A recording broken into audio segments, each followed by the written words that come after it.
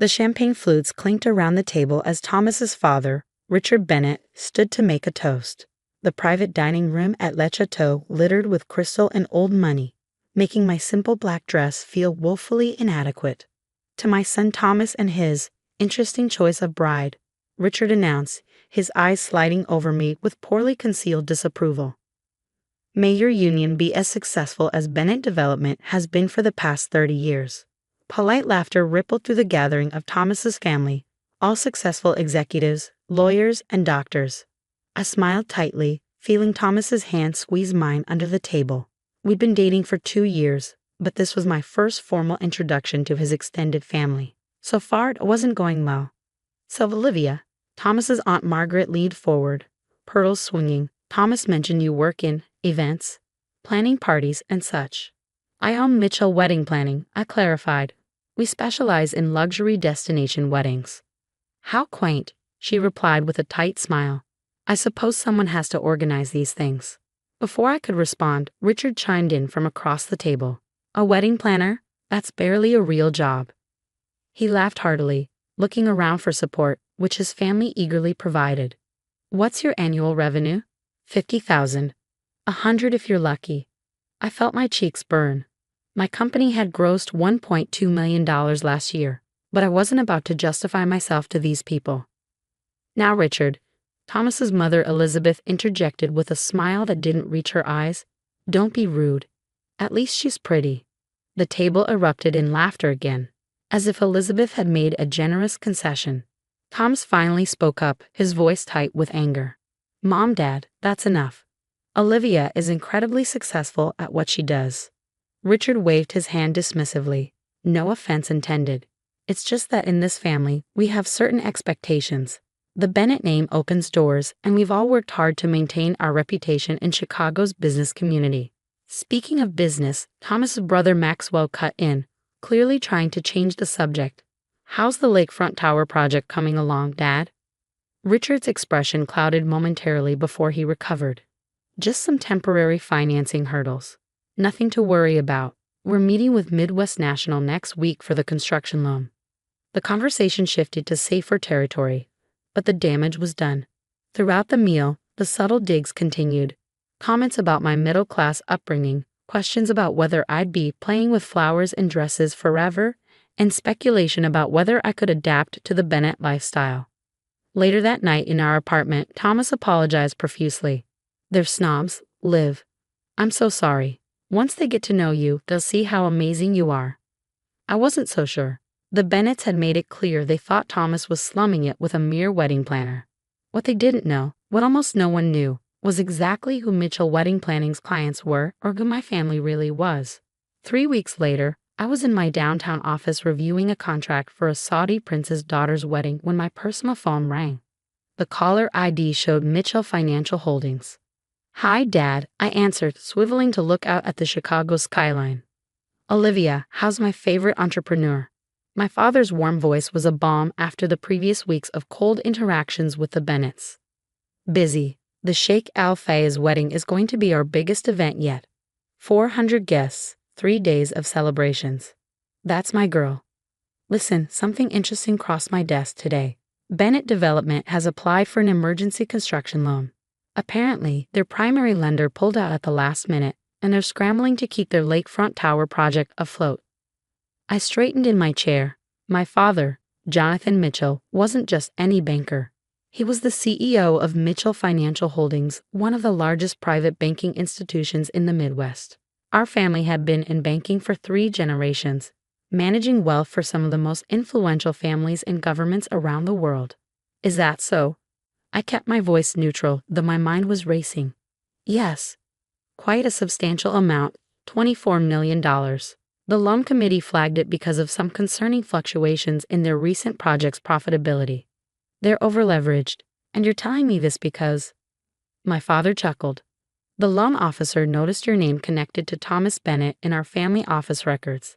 He thought there might be a potential conflict of interest, given your engagement. I twirled a pen between my fingers, thinking, do the Bennetts know who you are? Who we are? Apparently not. Richard Bennett addressed his application to the loan committee with all the confidence of a man who assumes approval is a foregone conclusion. The irony wasn't lost on me. The Bennetts, for all their posturing about family connections and business acumen, had no idea that my father controlled a financial institution with assets exceeding $50 billion. My quaint wedding planning business was simply my passion project, something I'd built from scratch without using the Mitchell name or connections. What are you planning to do about the loan? I asked carefully. That depends. The application has merit, but it's borderline. Their financials show they've been spending lavishly, while their last few projects came in over budget. The committee could go either way. He paused. Though I must say, Richard Bennett's reputation for arrogance precedes him. They're not good people, Dad, I said quietly, remembering the humiliation of that dinner. Thomas is different, but his family. They made it very clear they think I'm beneath them. Another pause. I see, my father's voice had cooled considerably.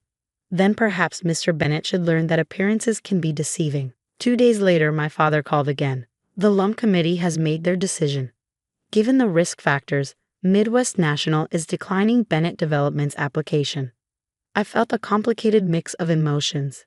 Vindication, certainly, but also concern for Thomas. Will they find financing elsewhere? Possibly, but not quickly and not at favorable rates. Our rejection will raise red flags for other lenders. Richard Bennett made quite a scene when he received the news. Demanded to speak to the bank president. And did he? My father's laugh held an edge. Indeed. I took his call personally. I may have mentioned that our risk assessment was thorough, and that perhaps he should be more careful about dismissing people based on their occupations. Dad, you didn't. I also suggested that if he needed character references in the future, his future daughter-in-law comes from a family with considerable financial expertise. I closed my eyes, imagining Richard Bennett's face as realization dawned. How did he react? Let's just say I don't think you'll have any more problems with the Bennetts underestimating you. Richard's exact words were, Mitchell, as in Mitchell Financial Holdings. The silence afterward was rather satisfying. That evening, Thomas called me, his voice tight with stress. My father wants to have dinner with us tomorrow night. Just you, me, and my parents. He was unusually insistent. The next night found us at the Capitol Grill, a significant step down from Le Chateau, but still upscale. Richard and Elizabeth Bennett were already seated when we arrived. Richard stood immediately, something he hadn't bothered to do at our previous dinner. Olivia, Thomas, thank you for joining us on such short notice. His smile looked painful. Elizabeth was equally transformed, reaching out to squeeze my hand. Lovely to see you again, dear. That's a beautiful dress. Throughout the appetizers, the conversation remained painfully polite, with Richard and Elizabeth asking thoughtful questions about my business and commenting on how entrepreneurial spirit was so admirable. Thomas looked increasingly confused by his parents' behavior. Finally, as our main courses arrived, Richard cleared his throat. Olivia, I believe I owe you an apology. My comments at our last dinner were inappropriate and uninformed. I've recently come to understand that appearances can be deceiving. Elizabeth nodded vigorously. We were terribly rude and we're deeply sorry. Thomas glanced between his parents and me. What's going on here? You two have never apologized for anything in your lives. Richard's smile tightened. Let's just say I've had a humbling business experience recently. Our lakefront project ran into some financing issues. I said neutrally, cutting into my steak. Midwest National declined your loan application. Richard's eyebrows shot up. Yes, how did you? My father mentioned it. Your father, Richard repeated carefully. Jonathan Mitchell. Thomas put down his fork. Wait, Mitchell as in? Mitchell Financial Holdings, I confirmed. My family has been in banking for 3 generations. My great-grandfather founded what became MFA in 1927. The color drained from Elizabeth's face. But your wedding planning business is something I built myself because I love it. Our clients include royal families, tech billionaires, and celebrities who value privacy and discretion. That's why you won't find our portfolio splash across social media. Richard looked like he'd swallowed something sour. So when I said that being a wedding planner is barely a real job, yes, that was unfortunate timing, considering my father was reviewing your loan application the following week.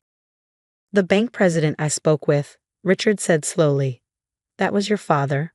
I nodded, taking a sip of wine. He mentioned you had a memorable conversation. Thomas was staring at me. Liv, why didn't you tell me who your family was? I turned to him, momentarily concerned. We'd never discussed my family's wealth because it had never seemed important to our relationship. Would it have mattered? Of course not, he said immediately. I could have prepared better for meeting your parents. And I would have warned my family not to act like such entitled jerks. Richard cleared his throat again. About the loan. I don't suppose. The loan decision was made by the committee based on financial considerations, I said firmly. My father doesn't overturn sound business decisions for personal reasons. That said, he mentioned your application had merit, despite some concerning patterns in your recent projects. Hope flickered in Richard's eyes. If you're willing to adjust your business plan to address those concerns and perhaps scale back some of the more extravagant elements of the design, Mitchell Financial might reconsider a modified proposal. That would be extremely generous, Richard said, humility sitting awkwardly on him like an ill-fitting suit. Elizabeth leaned forward. We really are sorry, Olivia. Our behavior was inexcusable. I wasn't entirely convinced of their sincerity, but I was willing to give them a chance, for Thomas's sake. I accept your apology, I said finally, and I hope we can start fresh. But understand this, I'm proud of the business I've built. I don't need the Mitchell name or fortune to validate my work. Thomas reached for my hand under the table, squeezing it supportively. Richard nodded slowly. I'm beginning to see that, and I'm beginning to understand why my son chose you. 6 months later, our wedding took place at the Mitchell family estate outside Chicago. Thanks to my connections and yes, my wedding planning expertise, it was featured in Vogue as the society wedding of the year. Though most guests had no idea who had actually planned every perfect detail. The Bennetts had been on their best behavior since that dinner, though I occasionally caught glimpses of their true nature slipping through. Richard had secured a modified loan through Mitchell Financial, with stricter oversight and more conservative projections, and the lakefront project was back on track. During the reception, my father found me for a father-daughter dance. Happy? He asked as we swayed to the music. Very, I confirmed. Though I'm still not entirely convinced the Bennetts have changed their minds about me. They're just afraid to show it now. My father smiled. People like Richard Bennett respect power and money above all else. It's not ideal, but it's a start. Give them time to appreciate you for who you are. And if they don't, then they're fools, and Thomas is lucky to have escaped their narrow worldview.